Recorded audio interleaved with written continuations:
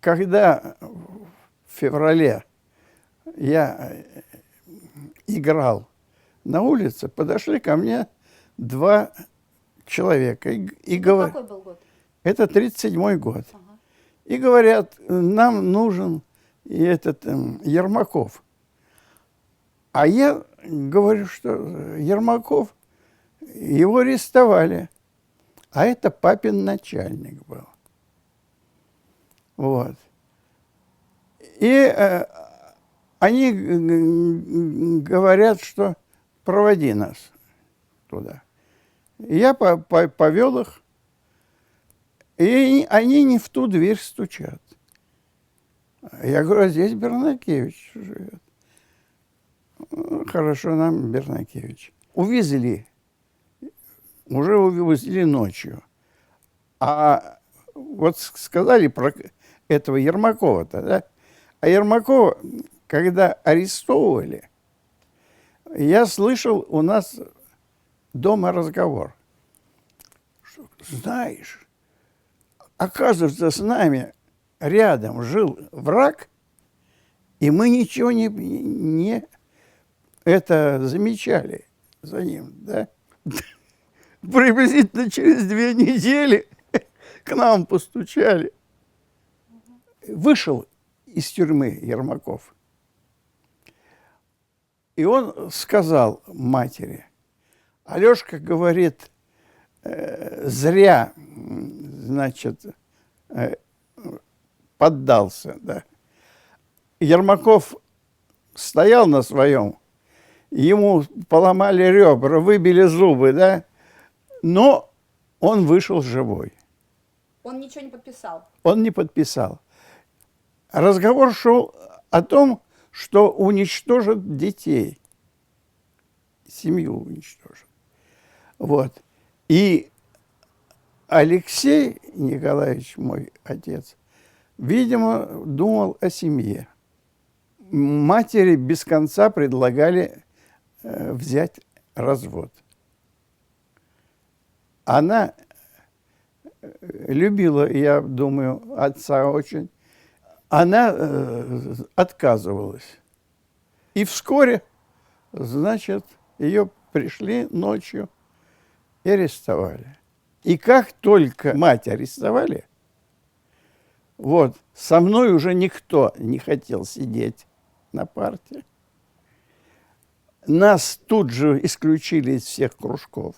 С сыном врага народа уже никто не хотел сидеть. А вам что-то дети в классе сказали? Или просто... Конечно. А что? Нет, ну, этот, значит, троцкисты, все, нас, значит, с узелочками выкинули на улицу. Это был 30 октября. Бабушка сестру взяла и пошла искать угол. Я на улице с некоторыми узлами. Вот. И, значит, подходят люди и забирают то, что им нравится. Из вашего... Да, из наших вещей. И, значит, говорят, троцкистские.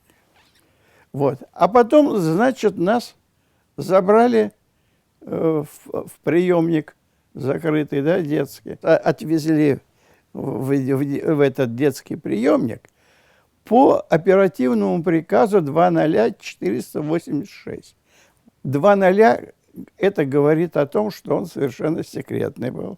Не хотело наше правительство, чтобы знали, что детей репрессируют. В этом оперативном приказе 13 пункт. Прием детей на, так сказать, или учет, да, и наказание.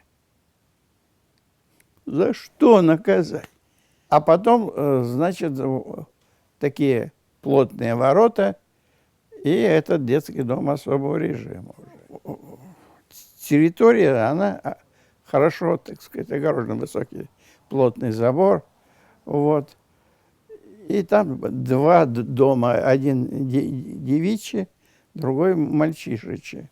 Вскоре, когда мы приехали, пошел я учиться.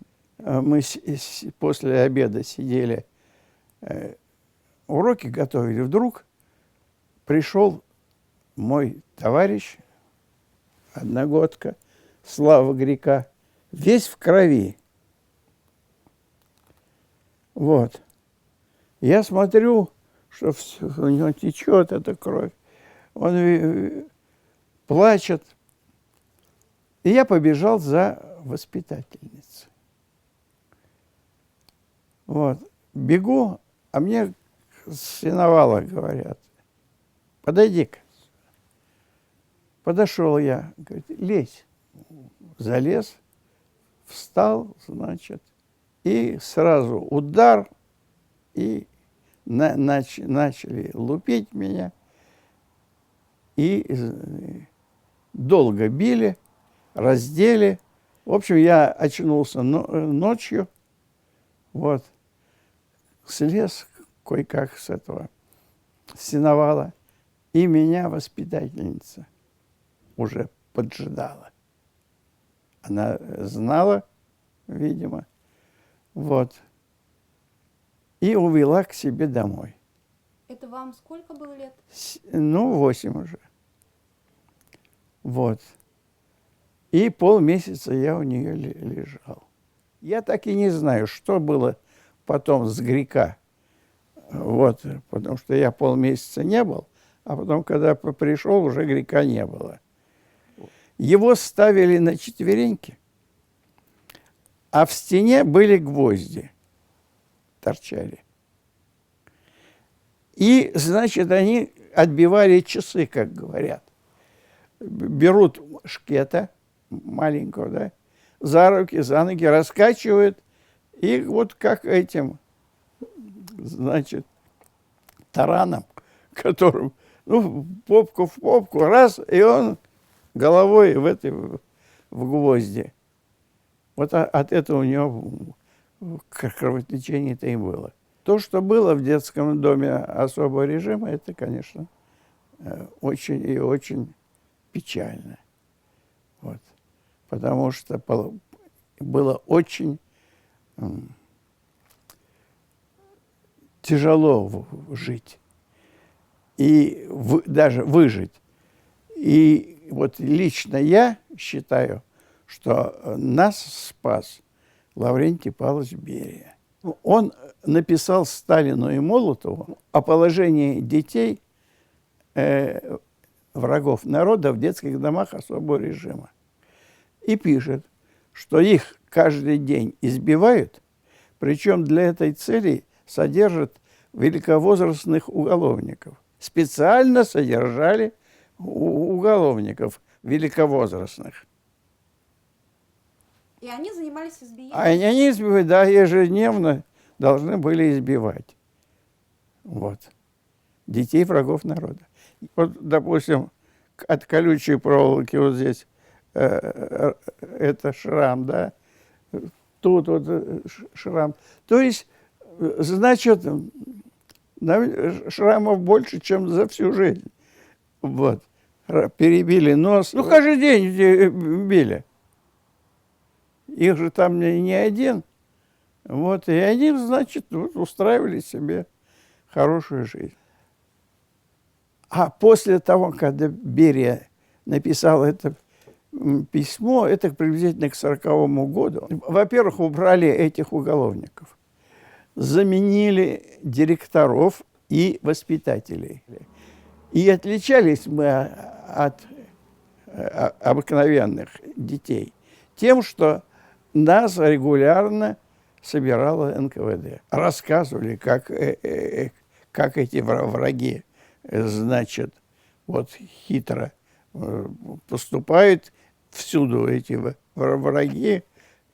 И уже я отца считал виновным в том, что как же он мог совершать преступление, когда у него дети. В обиде был на него за то, что он, значит, вот шпион, и, значит, вот он не имел права, значит, делать ничего такого, чтобы подвести семью.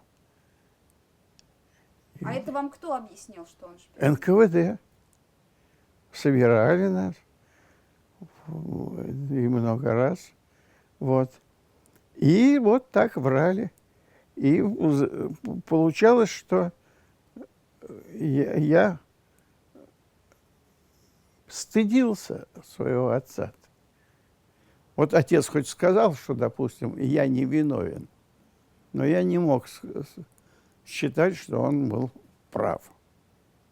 НКВД же посадила. А оно зря сажать не будет.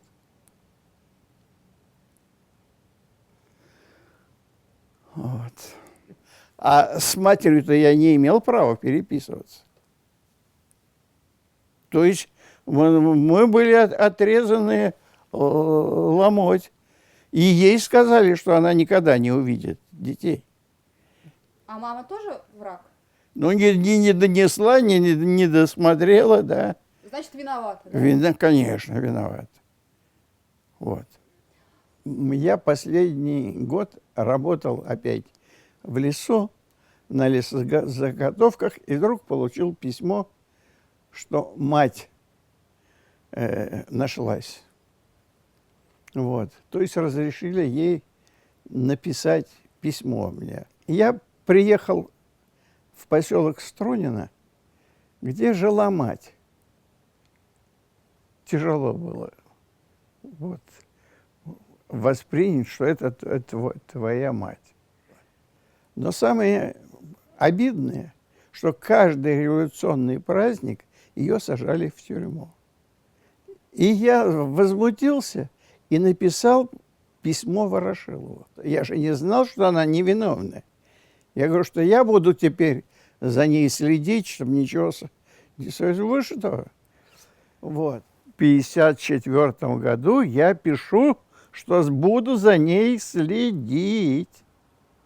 Но я попросил, чтобы это, значит, ее не сажали в тюрьму. Вы пишете Ворошилову, что... Ворошилов, да. Ага. Вот то, с чем я встретился, вот, что как не приеду, ее сажают. Да что же это такое?